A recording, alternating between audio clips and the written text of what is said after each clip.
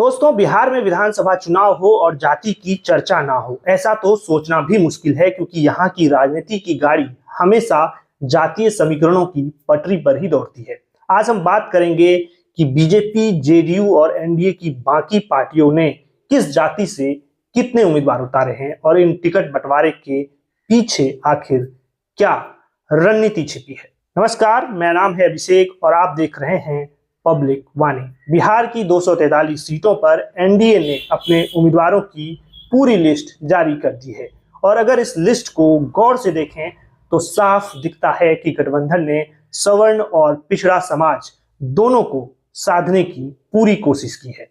243 में से 162 उम्मीदवार सवर्ण और ओबीसी तबके से आते हैं, यानी लगभग 2/3 हिस्से पर इन दोनों वर्गों का वर्चस्व है। इनमें अकेले सवर्ण समाज के 85 उम्मीदवार हैं, मतलब कुल उम्मीदवारों का करीब करीब 35%। पहले तो ये समझ लीजिए कि एनडीए में कौन कौन सी पार्टियां हैं और वो कितनी सीटों पर मैदान में हैं। गठबंधन में 5 पार्टियां शामिल हैं: बीजेपी, जेडीयू, चिराग पासवान की लोक जनशक्ति पार्टी और जीतन राम मांझी की हम, और इसके अलावा उपेंद्र कुशवाहा की पार्टी राष्ट्रीय लोक मोर्चा। सीट बंटवारे की अगर बात करें तो बीजेपी और जेडीयू जो है 101 सीटों पर चुनाव लड़ रही है, वहीं एलजेपी 29 सीटों पर, जबकि हम और आरएलएम जो है 6 सीटों पर चुनाव लड़ रही है। अब बात करते हैं एनडीए के जातीय समीकरण की। कुल 243 उम्मीदवारों में से 85 यानी 34.97% टिकट सवर्ण समाज को दिए गए हैं, यानी हर तीसरा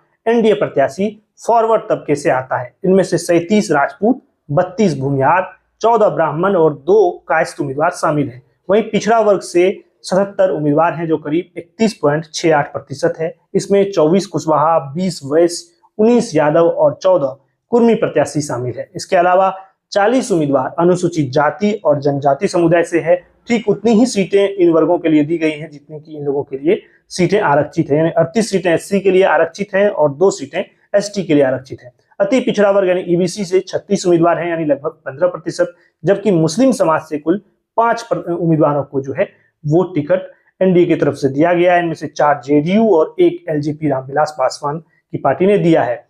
तो बीजेपी, हम और आरएलएम ने दूसरी तरफ जो है किसी भी मुस्लिम को टिकट नहीं दिया है। हर पार्टी के जातीय संतुलन पर अगर जरा बारीकी से नजर डालते हैं तो भाजपा ने सबसे ज्यादा 49 टिकट फॉरवर्ड समाज को दिए हैं, यानी कुल हिस्सेदारी का लगभग आधा 48.5%, मतलब हर दूसरा बीजेपी प्रत्याशी सवर्ण समाज से है। इसमें 21 राजपूत हैं, 16 भूमिहार हैं, 11 ब्राह्मण और 1 कायस्थ शामिल हैं। पिछड़ा वर्ग यानी ओबीसी को 30 टिकट मिले हैं, यानी करीब 29.7%। इसमें 15 वैश्य, 7 कुशवाहा, 6 यादव और 2 कुर्मी उम्मीदवार हैं। दलित वर्ग से 12 प्रत्याशी यानी 11.88% और अति पिछड़ा वर्ग से 10 प्रत्याशी यानी 9.9% प्रतिशत उतारे गए हैं। जेडीयू ने अपनी सभी 101 सीटों पर जो उम्मीदवार घोषित किए हैं, इसमें सबसे ज्यादा टिकट 37 टिकट पिछड़े वर्ग को मिले हैं, यानी अगर कुल हिस्सेदारी की बात की जाए तो 36.33%। पिछड़े वर्ग में सबसे आगे कुशवाहा और कोयरी समाज से टिकट है, जिन्हें 13 टिकट मिले हैं। इनके बाद कुर्मी समाज को 12, यादव को 8 और वैश्य को 4 टिकट जो हैं वो दिए गए हैं। जेडीयू ने 22 टिकट जो है वो फॉरवर्ड और अति पिछड़े वर्ग को दिए हैं।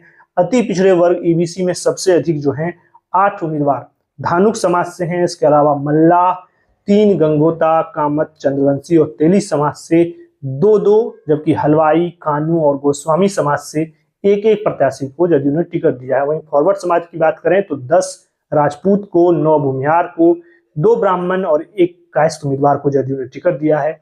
दलित और अनुसूचित जनजाति समुदाय से 16 प्रत्याशी यानी लगभग 15.8% है, जिनमें 5 मांझी मुसहर, 5 रविदास और बाकी अन्य वर्गों से है। वहीं जेडीयू ने इस बार सिर्फ 4 मुस्लिम प्रत्याशी उतारे हैं, जबकि पिछली बार यह संख्या 10 थी। पिछली बार सभी हार गए थे, शायद इसलिए नीतीश कुमार ने इस बार जोखिम कम रखा है। चिराग पासवान की पार्टी एलजेपी 29 सीटों पर चुनाव लड़ रही है। उनके प्रत्याशियों की लिस्ट देखें तो जातीय संतुलन साफ साफ झलकता है। 10 उम्मीदवार जो हैं फॉरवर्ड समाज से हैं, जिसमें 4 भूमिहार, 5 राजपूत, 1 ब्राह्मण और वहीं 8 दलित वर्ग से हैं, 6 ओबीसी जिसमें 5 यादव, 1 कुशवाहा, 4 अति पिछड़ा वर्ग से हैं जिसमें 1 मुस्लिम प्रत्याशी को भी टिकट दिया गया है। वहीं हम पार्टी की बात करें जीतन राम मांझी की, तो जो 6 सीटों पर लड़ रही है, इसमें से 4 प्रत्याशी उन्होंने दलित वर्ग से और 2 भूमिहार वर्ग से जो है उन्होंने टिकट दिया है।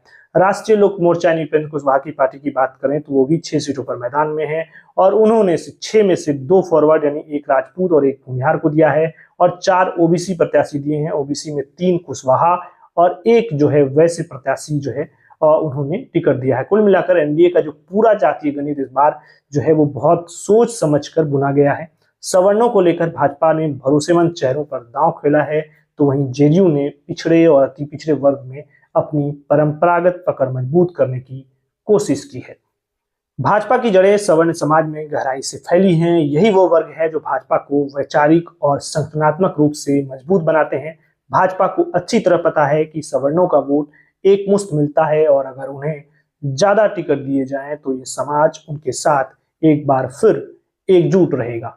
सीएसडीएस के 2020 के पोस्ट पोल सर्वे के अनुसार 52% ब्राह्मण, 51% भूमिहार और 55% राजपूत, 59% कायस्थ ने एनडीए को वोट दिया था। उस वक्त चिराग पासवान अलग चुनाव लड़े थे और अगर उनके वोट को भी जोड़ दिया जाए तो यह आंकड़ा और भी बढ़ सकता है। यही कारण है कि एनडीए ने फॉरवर्ड कास्ट को जमकर टिकट दिया है। तो दूसरी तरफ जेडीयू की राजनीति जो है वो पिछड़े और अति पिछड़े वर्गों पर टिकी है। नीतीश कुमार की राजनीति का सबसे बड़ा स्तंभ जो है यही तबका रहा है। धानुक, कुशवाहा, कुर्मी, मल्लाह और रविदास जैसे समाज को उन्होंने अपनी नीतियों और योजनाओं से जोड़ा है। यही कारण है कि एनडीए ने पूरे गठबंधन स्तर पर पिछड़े वर्गों के लिए जो है टिकट की बड़ी हिस्सेदारी तय की है, ताकि नीतीश कुमार के पारंपरिक वोट बैंक में कोई भी तरह से सेंध ना लगे। बाकी अब देखना यह होगा कि ये समीकरण मैदान में कितना असर दिखाते हैं। क्या जातियों की ये रणनीति एनडीए को जीत दिला पाएगी या फिर जनता किसी नए समीकरण की तरफ मुड़ेगी? आपको क्या लगता है, बिहार में इस बार कौन सा जातीय कार्ड सब पर भारी पड़ेगा? कमेंट में अपनी राय जरूर बताइए। वीडियो को लाइक कीजिए और हमारे चैनल को सब्सक्राइब कीजिए। आपका बहुत बहुत धन्यवाद।